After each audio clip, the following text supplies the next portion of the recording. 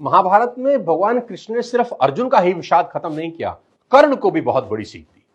महाभारत में कर्ण भी भगवान कृष्ण को अपनी व्यथा सुना रहे हैं कि मेरी मां ने मुझे जन्म देते ही त्याग दिया, आचार्य द्रोण ने मुझे शिक्षा देने से मना कर दिया क्योंकि उनकी नजर में मैं क्षत्रिय नहीं था, द्रौपदी के स्वयंवर में मुझे अपमानित किया गया कि मैं राज परिवार का हिस्सा नहीं हूं, मुझे पूरे जीवन अपमान का घूंट पीना पड़ा।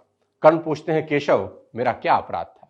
भगवान कृष्ण जो कर्ण को जवाब देते हैं, मुझे ऐसा लगता है कि यह जवाब 1000 करोड़ टीचिंग के बराबर है। यह जवाब सीखने के बाद आदमी के पास हर सवाल का जवाब मिल जाएगा। जी हां, कृष्ण मुस्कुराते हैं और जवाब देते हैं कि हे सूर्य पुत्र, मेरा तो जन्म ही कारागार में हुआ, मेरे पैदा होते ही मृत्यु मेरी प्रतीक्षा कर रही थी।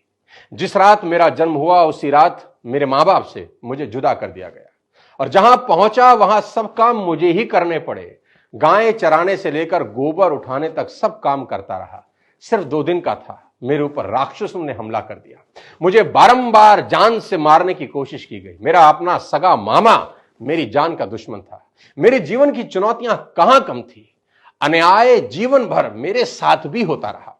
कृष्ण कर्ण को समझाते हुए बड़ी बात कह रहे हैं जो हमें सीखने की जरूरत है कि जीवन में आपका अपमान होता है, यह इंपॉर्टेंट नहीं है, इंपॉर्टेंट यह है आप उस अपमान का जवाब कैसे देते हैं। कर्ण जीवन भर अपने अतीत की कड़वाहट से भरे रहे, पर कृष्ण कभी अपने अतीत पर आरोप नहीं लगाते। कर्ण पीछे की ओर देखते हैं और कृष्ण आगे की तरफ। कुदरत ने दोनों के साथ अन्याय किया, पर कर्ण यह अन्याय कभी भूल नहीं पाए और कृष्ण को यह अन्याय कभी याद नहीं आया। एक ने अपने आप को क्रोध के विष से भर लिया और हीन भावना से भर लिया, और दूसरे ने स्वीकृति के अमृत से। दोनों में अगर कोई अंतर था तो वो एक्सेप्टेंस का था। कृष्ण ने हंसकर अपनी नियति स्वीकार कर ली और कर्ण कभी अपनी नियति स्वीकार नहीं कर सके, और परिणाम में कर्ण अधर्म के पक्ष में लड़ते हुए अकाल मृत्यु को प्राप्त हुए। परिस्थितियों का चक्र चलता रहेगा। कई बार लगता है कि भाग्य ने धोखा दे दिया।